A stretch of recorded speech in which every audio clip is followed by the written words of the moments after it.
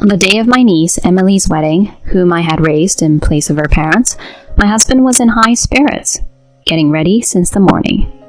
"You seem quite cheerful." When I spoke to him, my husband glanced at me. "It's my lovely niece's wedding today.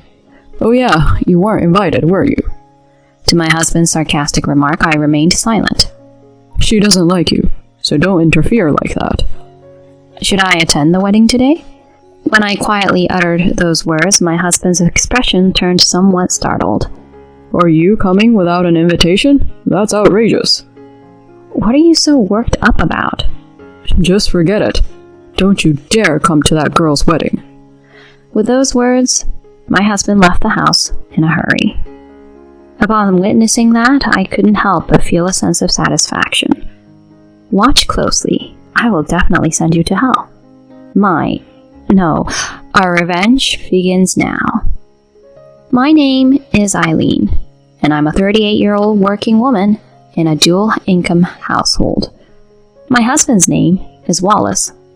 He is 4 years older than me, and I met him through work. Wallace was a salesperson who frequented the company where I worked. Apparently, he found my appearance attractive, fell in love at first sight, and gave me his contact information.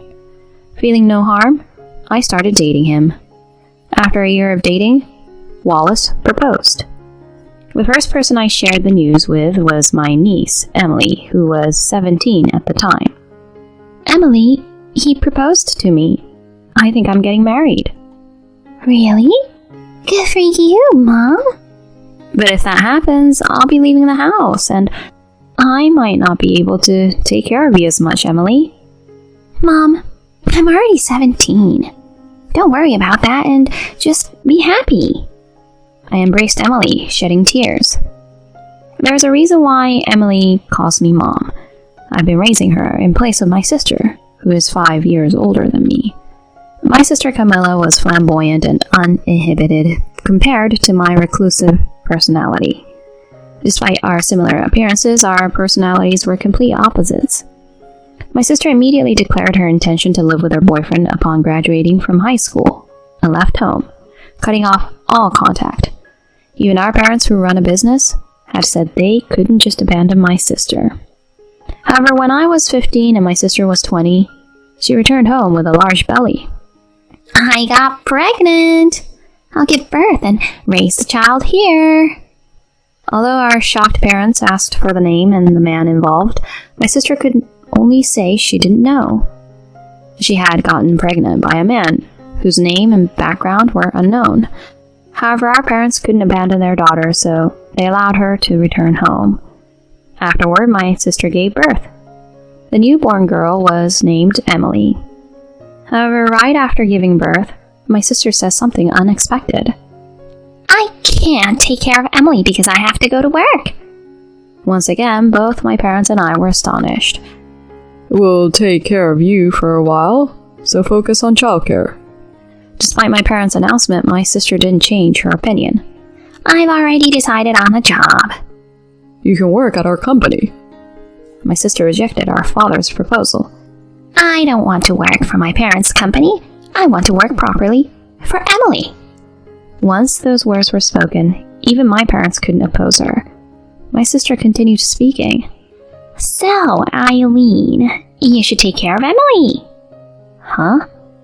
"Emily can go to daycare, and Eileen can take care of her during the rest of the day." "Well then, that's that." In the end, unable to do anything, I ended up taking care of Emily. While my sister lived in the same house, she would leave in the early afternoon and return late at night, not taking care of Emily at all during that time. Therefore, with the help of my parents, I diligently raised Emily. I handled drop-offs and pickups to and from the daycare, often taking her to parks and reading her picture books. This way I managed parenting alongside my high school and college life. When Emily entered elementary school, I was a fourth-year university student. One day, on a holiday, I took her to a shopping mall. When we passed by a store that offered matching outfits for parents and children, a salesperson approached us. "How about it? Since you're a young mother, matching outfits would suit you both." I briefly hesitated on whether to explain that I was Emily's aunt. Then Emily spoke up. Mom, let's buy matching clothes. Huh? Emily, I'm your aunt, not your mom. I've actually wanted to call you that for a long time. Is it not okay?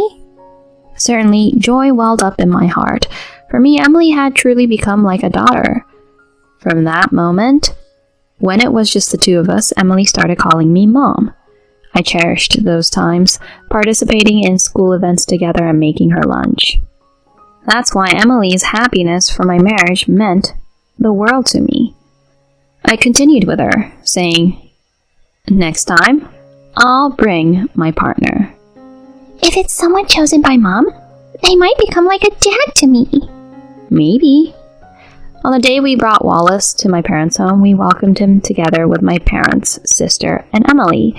However, when Wallace entered the living room, he inexplicably widened his eyes and dropped the gift he brought onto the floor. "Hey, Wallace, what's wrong?" Wallace seemed to snap back to reality with a start. I might have been a bit too nervous. No need to be so nervous. From there, the conversation proceeded smoothly. During the conversation, my father said to Wallace, Ideally, I'd like a male successor for our company.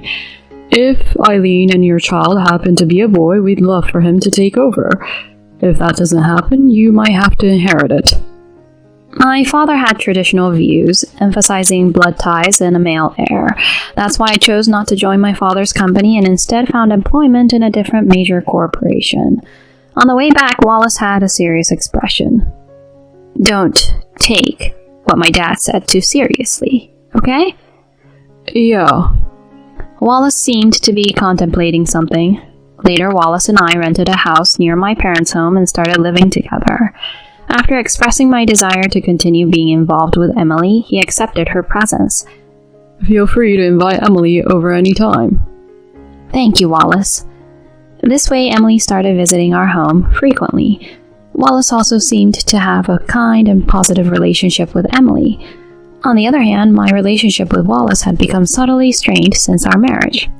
I had expressed multiple times that I wanted to actively pursue starting a family, but Wallace avoided physical contact and our intimate life came to a halt. Creating a child is not something one person can achieve alone. Time passed in this way. I was 38, and Emily had turned 22. By then, Emily was living on her own. We hadn't met for a while, and communication had become infrequent. She seemed to have a boyfriend from high school, and Emily had her own life. I felt both lonely and happy. Around that time, news of Emily's upcoming marriage reached me through my sister. It caught me off guard. I was honestly surprised. We've decided to have a wedding, but I won't invite you. Huh? I'm telling you not to come. Wallace will be invited, but you don't need to come. I was confused, not understanding the meaning. Emily is telling me not to come to her wedding, despite raising her as a mother figure? Why am I the only one not invited when Wallace is? When I conveyed this to my husband, he said, Emily probably wants only her biological mother. Maybe she dislikes you? There shouldn't be any reason for that. Then why hasn't she contacted you directly? It seems like evidence of being disliked, doesn't it? I was at a loss for words. It's true, I haven't heard from Emily, who lives alone in a distant place, for over 6 months. Has Emily truly come to dislike me? I'll be there to see Emily in her bride's attire, so don't come to the wedding. With emphasis, Wallace delivered this message. I couldn't sleep that day due to the shock. On a day approaching Emily's wedding, while working at the office, I received a call. To my surprise, the caller was Emily. Mom, sorry for calling you at work. Emily's voice on the phone sounded somewhat tense. What's wrong, Emily? What happened? I want to meet and talk. I'm coming there. Can we meet after you finish work? We made plans, and the call ended. Why bother calling the office when I have a cell phone? I wondered, but I was happy to meet Emily after such a long time. After finishing work, I hurried to the meeting place. and there stood a pale Emily. Emily! Mom! Emily, in tears, began to explain her situation. Mom, please listen calmly. Through our conversation, an unbelievable truth came to light. Time passed, and it was Emily's wedding day. In the morning, my husband was happily preparing. You seem to be in a good mood. When I said that, Wallace glanced at me. It's my lovely niece's wedding today. Oh yeah, you weren't invited, were you? I did not respond to Wallace's sarcastic comment. She doesn't like you, so don't interfere like that. Maybe I should attend the wedding today. When I said that quietly, my husband looked shocked. Are you coming without an invitation? That's outrageous. That's outrageous. What are you so worked up about? Just forget it. Don't you dare come to that girl's wedding. With that, Wallace left the house hastily. Inside, I felt a sense of satisfaction. Watch, I'll definitely send you to hell. Taking advantage of Wallace's departure, I changed into a dress and got ready. Opening the chapel doors with all my strength, there was the aisle. Wallace and Emily were just starting to walk down it. Several hours later, I was right in the venue for Emily's wedding. Eileen, I told you not to come. What's going on? Why are you walking down the aisle with Emily? This is... Emily doesn't have a father, so I'm standing in for him. At that moment, I decided to drop a bomb. That's not it, right? You're Emily's real father, aren't you? The next moment, Emily forcefully pushed Wallace, who was standing next to her. Wallace tumbled spectacularly to the floor. Then my sister's voice echoed. Hey, Emily, what are you doing? And Eileen, what's your intention coming here without an invitation? Don't mess up the ceremony. The wedding venue became chaotic. Even our parents were looking at us with a mix of surprise and anger. Then Emily sharply shouted, Everyone, please listen to me. The venue fell silent as if a spell was cast. Please calm down. This was discussed in advance between me, my aunt, or rather, my mom and me. We have the groom's permission as well. The groom approached Emily, who was wearing a wedding dress, and wrapped his arms around her shoulders. He nodded at both Emily and me. At that moment, our father walked towards us with a pale face. Wait a moment. Eileen mentioned earlier that Wallace is Emily's biological father. What does that mean? I don't understand. Emily responded to this. First, listen to this. I immediately played the voice recorder at high volume. Well, I was surprised at first. I never thought my fiancé's sister was my ex. I was surprised too. I really liked you back then. That's why when I got pregnant, I didn't want to cause any trouble, so I disappeared. Hey, am I the only one you liked back then? Even now, of course I still like you. I can't imagine being with anyone else but you, Wallace. This was an ugly conversation between my husband and sister. Wallace and my sister's faces turned pale simultaneously. The recorded conversation continued. Looking forward to Emily's wedding. Yes, let's send her off with her real parents.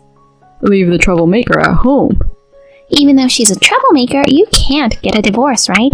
Our relationship and the fact that you're Emily's father can't be revealed.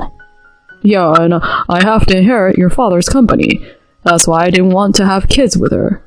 In the future, I'll be the president. If that happens, let's kick out Eileen and live happily together. Saying this, the two of them laughed crudely. I stopped the playback and spoke up. As you just heard, Emily's father is my husband, who is also the uncle of the bride. They are still in a relationship.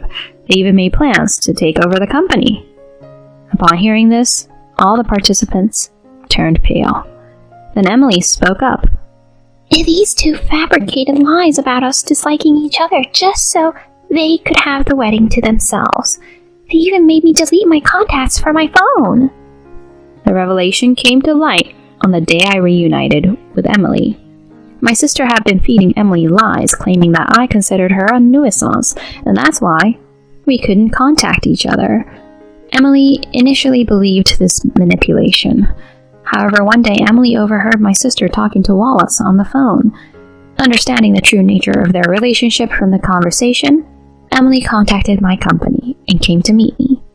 Upon investigating them later, I found that their entire conversation had been recorded. Emily pointed at my sister and said, "You, pretending to be a mother figure. But the one who raised me is none other than Eileen here. I've never considered you my mother. And this man could never be a father." "Emily!" Just as my sister tried to approach Emily, my mother slapped her.